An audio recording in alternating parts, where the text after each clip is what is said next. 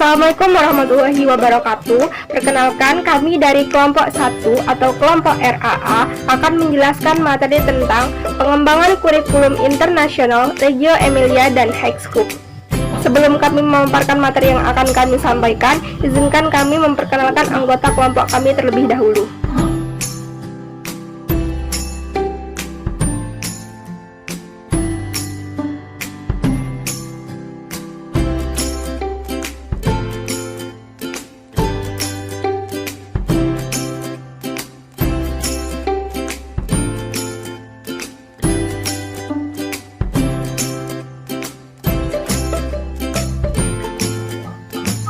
Itulah tadi nama-nama kelompok kami. Langsung saja untuk materi yang pertama akan disampaikan oleh saudari Jenny Agustriani.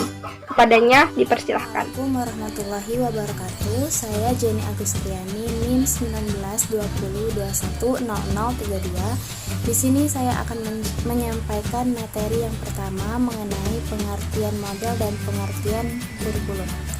Pengertian model. Penggunaan istilah model biasanya lebih dikenal dengan dunia fashion. Sebenarnya dalam pembelajaran istilah model juga banyak dipergunakan karena model dalam pembelajaran dapat diartikan sebagai pola yang digunakan untuk penyusunan kurikulum, mengatur materi, dan memberi petunjuk kepada guru kelas. Menurut Suprijono berpendapat bahwa model adalah bentuk representasi akurat sebagai proses aktual yang memungkinkan seseorang atau sekelompok orang mencoba bertindak berdasarkan model itu. Berdasarkan pengertian itu dapat disimpulkan bahwa model adalah suatu pola atau acuan yang digunakan dalam melakukan suatu kegiatan. Kemudian ada pengertian kurikulum. Istilah kurikulum memiliki berbagai definisi yang berbeda-beda. Para pakar dalam bidang pengembangan kurikulum dikarenakan setiap pakar memiliki dasar filsafat yang berbeda-beda. Kurikulum adalah seperangkat rencana dan pengaturan mengenai tujuan, kompetensi dasar, materi standar dan hasil belajar, serta cara yang digunakan sebagai pedoman penyelenggaraan kegiatan pembelajaran untuk mencapai kompetensi dasar dan tujuan pendidikan. Kurikulum merupakan rancangan pendidikan yang merangkum semua pengalaman belajar yang disediakan bagi siswa di sekolah. Dalam kurikulum terintegrasi filsafat, nilai-nilai, pengetahuan, dan perbuatan pendidikan. Kurikulum disusun oleh para ahli pendidikan atau ahli kurikulum, ahli bidang ilmu, pendidik, pejabat pendidikan, pengusaha, serta unsur-unsur masyarakat lainnya. Terima kasih kepada saudari Jenny yang telah memaparkan materi. Selanjutnya, untuk materi yang kedua akan disampaikan oleh saudari Nur Hasanah. Kepadanya saya persilahkan. Perkenalkan, nama saya Nur Hasanah, NIM 19100002. Di sini saya akan menjelaskan tentang pengembangan kurikulum, model pengembangan kurikulum. Yang C yaitu pengembangan kurikulum. Pengembangan kurikulum adalah proses perencanaan kurikulum agar menghasilkan rencana kurikulum yang luas dan spektif. Proses ini berhubungan dengan seleksi dan perorganisasian berbagai komponen situasi. Belajar mengajar antara lain menetapkan jadwal perorganisasi kurikulum dan spesifikasi tujuan, disarankan mata pelajaran, kegiatan, sumber, dan alat pengembangan kurikulum yang mengacu pada kreasi sumber-sumber perencanaan unit dan garis pelajaran kurikulum ganda lainnya untuk mendapatkan proses pembelajaran. Pada dasarnya, pengembangan kurikulum ialah mengarahkan kurikulum sekarang ke tujuan pendidikan yang dihadapkan karena adanya berbagai pengaruh yang sifatnya positif yang datangnya dari luar atau dari dalam sendiri, dengan harapan agar siswa dapat menghadapi masa depan yang lebih baik. Yang D yaitu model pengembangan kurikulum. Model adalah konstruksi yang bersifat teoritis dari konsep. Banyak model yang dapat digunakan dalam mengembangkan kurikulum.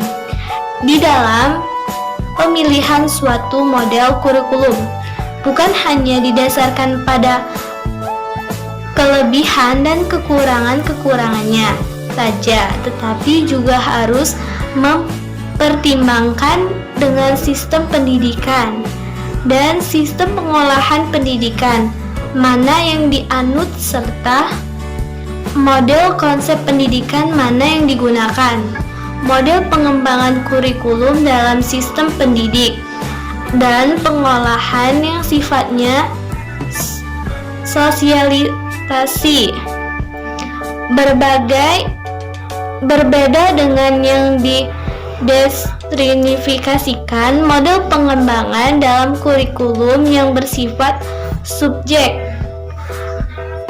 akademik berbeda dengan kurikulum yang humanistik.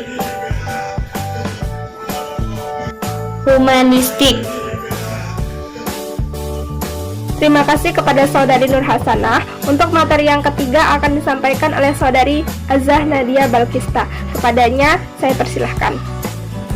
Assalamualaikum warahmatullahi wabarakatuh. Perkenalkan, nama saya Azah Nadia Balkista. Di sini saya akan menjelaskan mengenai kurikulum Reggio Emilia dan prinsip model pembelajaran Reggio Emilia. Baiklah, yang pertama saya akan menjelaskan mengenai kurikulum Reggio Emilia. Kurikulum Reggio Emilia diciptakan oleh Loris Malaguzzi dan para orang tua di daerah sekitar Reggio Emilia di Italia setelah Perang Dunia Kedua. Saat itu, karena jumlah angkatan kerja pria berkurang akibat perang, para wanita terpaksa menjadi tenaga kerja di pabrik-pabrik dan industri. Ditambah dengan kondisi penuh kehancuran, para orang tua merasa bahwa pada tahun-tahun awal perkembangan anaknya lah mereka membentuk diri mereka sebagai seorang individu. Pada kurikulum Reggio Emilia ini menggunakan filosofi teori John Dewey, teori Piaget, dan Vygotsky. Model pembelajaran Reggio Emilia membantu anak-anak untuk belajar dengan membangun konstruksi pembelajaran mereka sendiri, di mana anak-anak dapat belajar sesuai dengan tingkatan usianya yang semuanya dilakukan dengan cara berpikir yang ekspresif, komunikatif, dan ilmiah. Model pembelajaran Reggio Emilia merupakan sebuah model pembelajaran yang mengarahkan kepada kepentingan dari anak itu sendiri secara seutuhnya. Model pembelajaran Reggio Emilia menerapkan model pembelajaran proyek yang merupakan pengkajian yang lebih mendalam mengenai topik atau konsep yang sangat berarti bagi anak. Proyek dapat dilakukan oleh anak-anak selama beberapa hari atau beberapa minggu. Proyek diambil oleh anak-anak berdasarkan pada pengalaman dan konsep nyata kehidupan. Perencanaan berdasarkan model pembelajaran proyek berusaha meningkatkan proses berpikir anak, meningkatkan kemampuan memecahkan masalah dan kemampuan negosiasi sosial. Yang keempat, ada guru sebagai peneliti. Peran guru dalam model pembelajaran Reggio Emilia sangat kompleks. Selain aktif sebagai pendidik, peran guru yang pertama dan utama adalah sebagai pembelajar bersama anak-anak. Yang kelima, ada dokumentasi. Serupa dengan portofolio, dokumentasi merupakan perekaman semua bukti proses pembelajaran yang memberikan gambaran ketika anak-anak sedang terlibat dalam pembelajaran atau ketika sedang melakukan sesuatu. Penggunaan kata-kata mereka ucapkan, perasaan, dan pemikiran anak-anak. Keenam, ada lingkungan. Dalam model pembelajaran Reggio Emilia, lingkungan dipertimbangkan sebagai guru yang ketiga. Para guru sangat berhati-hati dalam menata ruang untuk pembelajaran anak, baik dalam kelompok kecil maupun kelompok besar. Ketujuh, ada atelierista. Di dalam atelierista ini terdapat 1. Memiliki tempat atau ruang untuk kegiatan kreatif. 2.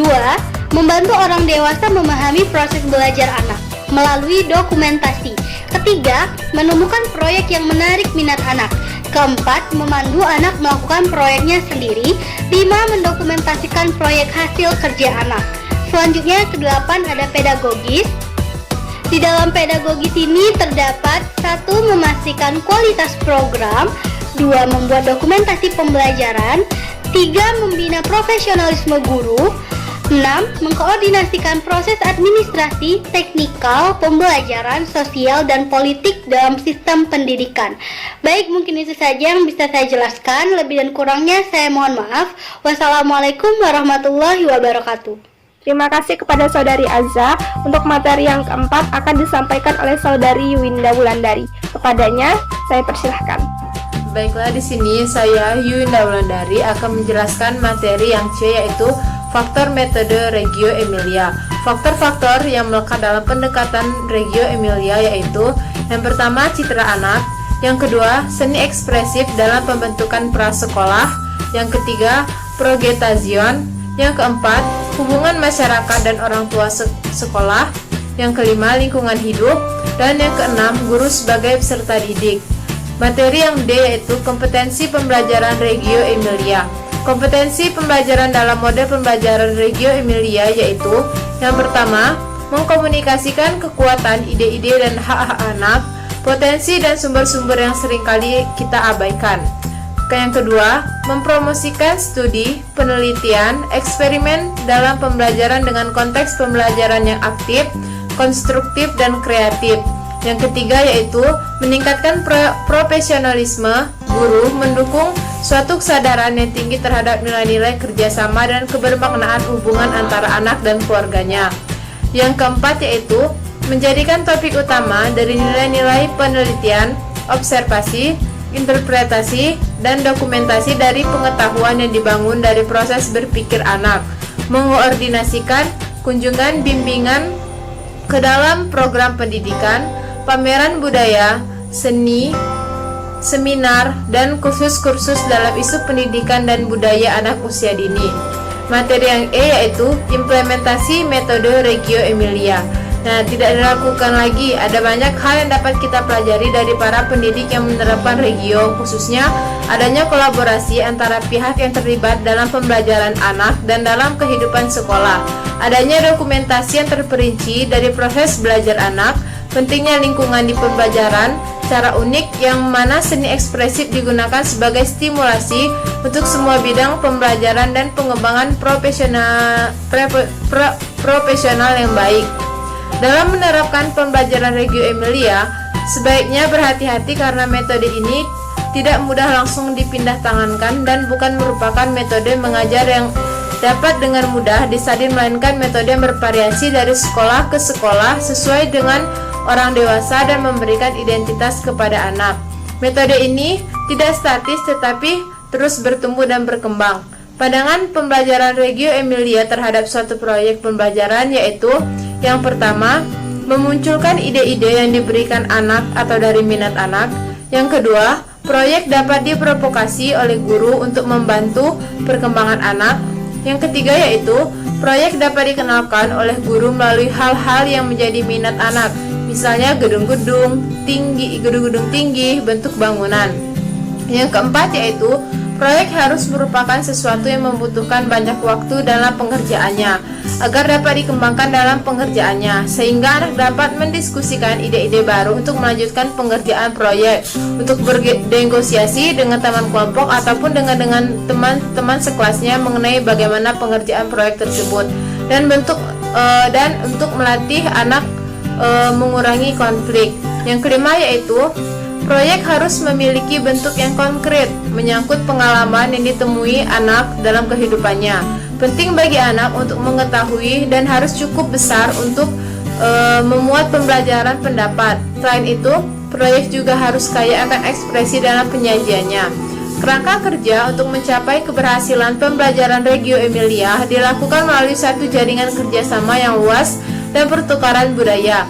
Kegiatan pembelajaran Reggio Emilia meliputi yang pertama yaitu pengembangan profesional yang berkelanjutan dilakukan bekerja sama dengan sekolah, kantor, dan otoritas. Yang kedua yaitu promosi dan keikutsertaan dalam proyek riset yang berhubungan dengan masa kanak-kanak dengan universitas, sekolah, dan pusat riset. Proyek yang dilaksanakan sampai sekarang meliputi meta project untuk lingkungan anak dengan bekerja sama dengan proyek bidang pendidikan. Evaluasi pembelajaran yang diterapkan pada pembelajaran Reggio Emilia antara lain yaitu yang pertama yaitu observasi, Guru melakukan observasi dengan memfokuskan pada keunikan individu anak yang meliputi perkembangan, perilaku, dan interaksi anak dengan anak lainnya. Guru mencatat hasil observasi setiap harinya.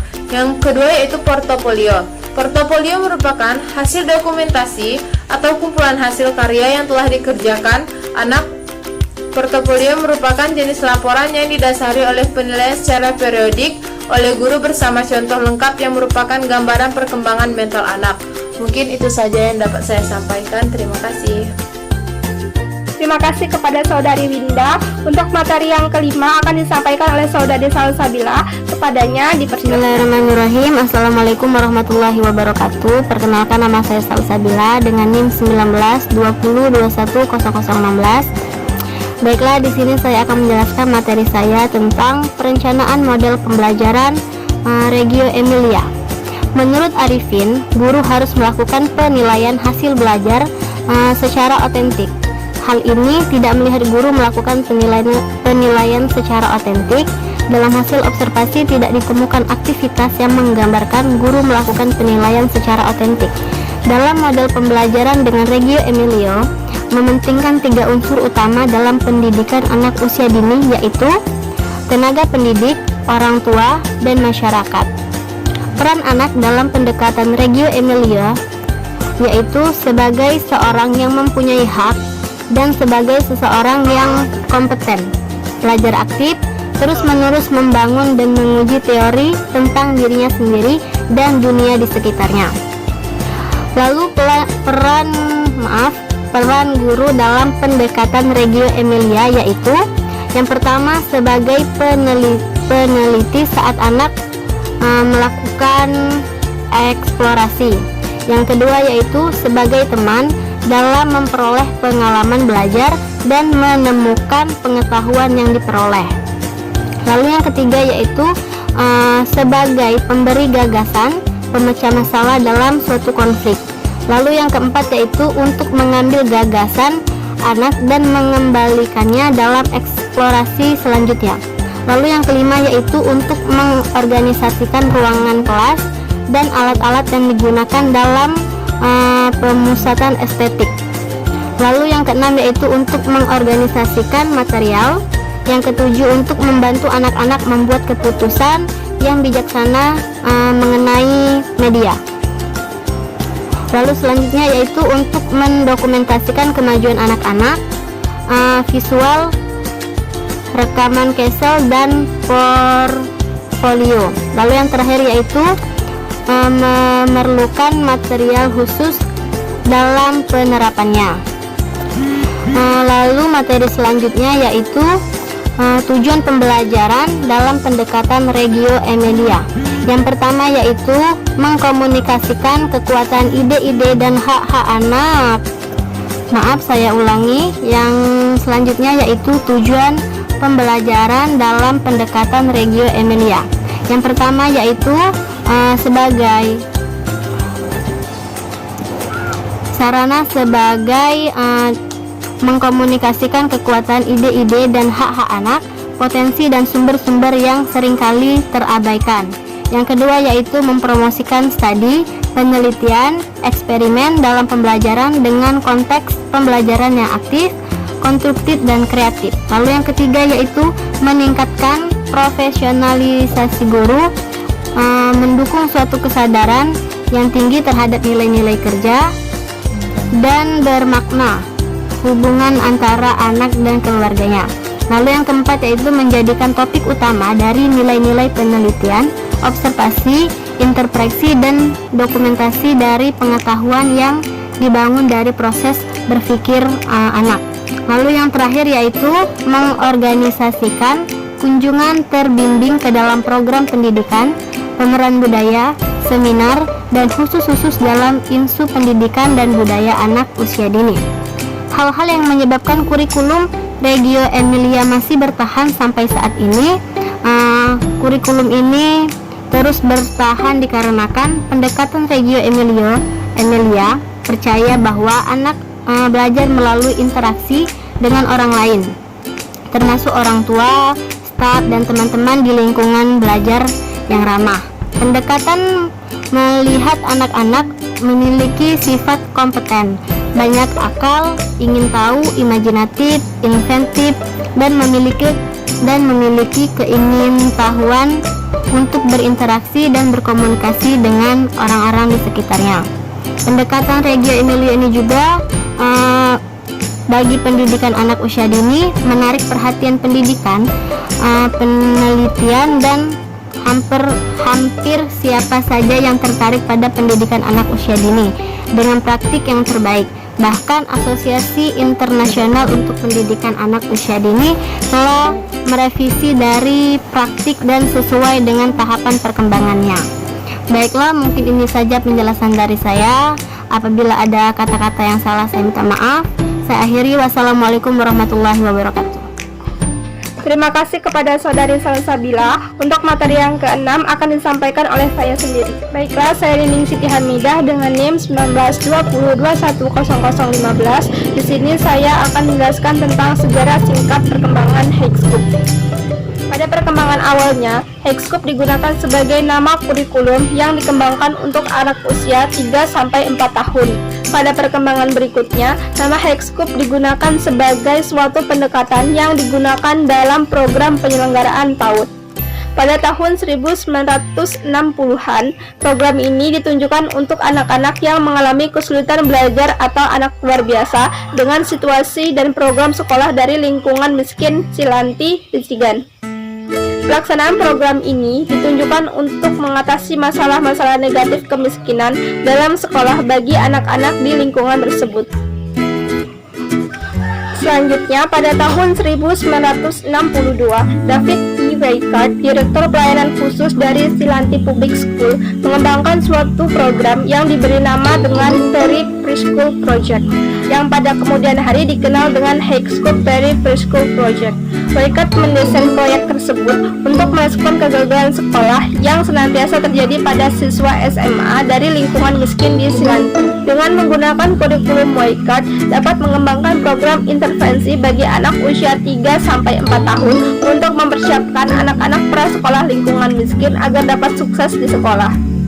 Program ini diselenggarakan di sebuah tempat pusat komunitas, kemudian seiring berjalannya waktu dipindahkan ke Perry Elementary School. Pada tahun 1970, Weikart meninggalkan sekolah umum ini dan mendirikan High-Scoop Educational Research Foundation. Kemudian pada tahun kedua dari High-Scoop, para staf menemukan dan memakai konsep pengembangan dari Jean Piaget. Piaget menyatakan bahwa anak sebagai pembelajar aktif yang dikembangkan berdasarkan hasil identifikasi terhadap perkembangan anak pada tahap perkembangannya. Program ini disusun berdasarkan pada tugas-tugas perkembangan setiap anak yang berkembang melalui tahapan-tahapan tertentu. Tugas guru melaksanakan program sesuai dengan karakteristik anak. High-Scoop menggunakan Developmentally Approved Practice atau DAP sebagai dasar tujuan jangka panjang proyeknya. Tujuan tersebut bermaksud untuk membantu mengembangkan yang pertama, kemampuan anak dengan menggunakan berbagai macam kegiatan seni dan gerak. Yang kedua, pengetahuan anak tentang objek berdasarkan konsep pendidikan kemampuan berbicara, dramatisasi, dan kemampuan grafikal yang direpresentasikan melalui pengalaman dan pengomunikasian pengalaman mereka terhadap sesama teman atau orang dewasa. Yang ketiga, kemampuan bekerja sama dengan orang lain, membuat keputusan tentang apa yang harus dilakukan dan bagaimana cara melakukan sesuatu dan merencanakan penggunaan waktu dan energi mereka. Yang keempat, kemampuan anak untuk menerapkan perolehan kemampuan pemikiran baru mereka dalam jangkauan yang luas dan natural berdasarkan situasi dan dengan menggunakan berbagai macam material. Baiklah, mungkin itu saja yang dapat saya sampaikan. Terima kasih. Baiklah, untuk materi yang ketujuh akan disampaikan oleh Saudari Anissa Ajeng Trirahma. Kepadanya dipersilahkan. Di sini saya akan melanjutkan presentasi dari Saudari Nining Siti Hamidah. Saya akan membahas tentang B, pengembangan kurikulum High-Scoop. Jadi di sini pengembangan kurikulum High-Scoop ini melibatkan anak sebagai pembelajar dan perencana aktif. Kemudian guru berperan sebagai fasilitator dan membimbing anak dalam menyiapkan kelas dan bahan-bahan yang akan digunakan dalam merencanakan kegiatan, beraktivitas, mengulangi aktivitas dan menambah pengalamannya. Kemudian di sini kurikulum High-Scoop juga membantu anak-anak prasekolah menjadi lebih bebas. Kemudian di sini juga anak-anak prasekolah belajar membuat perencanaan sendiri dan berlatih untuk memperoleh pengetahuan dan kemampuan yang dibutuhkan untuk membangun landasan pembelajaran mereka pada tahap selanjutnya. Kemudian di sini ada aspek-aspek kurikulum high school. Yang pertama ada belajar aktif. Kemudian yang kedua ada interaksi dengan orang dewasa. Yang ketiga ada lingkungan pembelajaran. Nah, kemudian yang C ada tujuan model pengembangan high school. Jadi di sini tujuan penggunaan model konstruktivis sebagai acuan adalah menstimulasi anak dari berbagai area perkembangan. Menurut Brewer 2007/63, semua area perkembangan dianggap penting meliputi perkembangan fisik, sosio-emosional, kognitif, bahasa. Nah, di sini juga ada prosedur kurikulum harian high school, yaitu membuat urutan a plan atau do review. Jadi di sini ada proses yang mendukung kegiatan dari si prosedur kurikulum high school ini ya. Yang pertama ada. Nah, kemudian di sini dari kelima proses yang mendukung kegiatan harian dan kontribusi dalam keberhasilannya. Yang pertama itu ada planning time atau waktu perencanaan. Jadi di sini perencanaan waktu memberikan anak-anak suatu struktur atau kesempatan. Jadi anak-anak mampu mengekspresikan ide-ide mereka kepada orang dewasa. Kemudian di sini yang kedua ada key experience atau pengalaman utama. Jadi di sini guru terus mendorong dan mendukung kepentingan anak-anak dan keterlibatan dalam aktivitas yang terjadi dalam lingkungan dan terorganisir dan rutinitas yang konsisten. Kemudian yang ketiga ada work time atau waktu tugas. Jadi di sini bagian dari urutan atau plan do review biasanya merupakan waktu terlama dalam kegiatan sehari. Yang keempat ada kemudian dilanjutkan lagi di sini selain bagaimana anak mendapatkan informasi melalui interaksi dengan teman dan menyelesaikan masalah pada saat yang tepat. Kemudian di sini ada clean up time atau waktu beres-beres. Jadi pada saat beres-beres anak mengembalikan semua barang dan peralatan ke dalam tempat yang sudah diberi nama dan menyimpan proyek mereka yang belum selesai. Kemudian yang terakhir ada recall time atau waktu recall, merupakan tahapan terakhir dari plan do review atau merupakan saat di mana anak menyampaikan hasil pekerjaan mereka. Mungkin hanya ini yang dapat saya sampaikan. Saya kembalikan kepada moderator. Terima kasih kepada Saudari Anis. Untuk materi yang terakhir akan disampaikan oleh Saudari Liana Aprianti. Kepadanya dipersilahkan. Saya Liana Aprianti. Di sini saya akan melanjutkan materi yang terakhir, yaitu yang D, pendekatan pembelajaran high school. Pendekatan pembelajaran yang digunakan dalam program high school meliputi yang pertama yaitu inisiatif anak. Anak-anak menunjukkan inisiatif seperti mereka mengeksplorasi dunia mereka sendiri. Yang kedua yaitu perencanaan. Anak-anak membuat rencana dan menindaklanjutkan niat mereka sendiri. Yang ketiga yaitu engagement. Anak-anak fokus pada kegiatan yang menarik perhatian mereka. Yang keempat, pemecahan masalah. Anak-anak memecahkan masalah yang dihadapi dalam bermain. Yang lima yaitu gunakan sumber daya.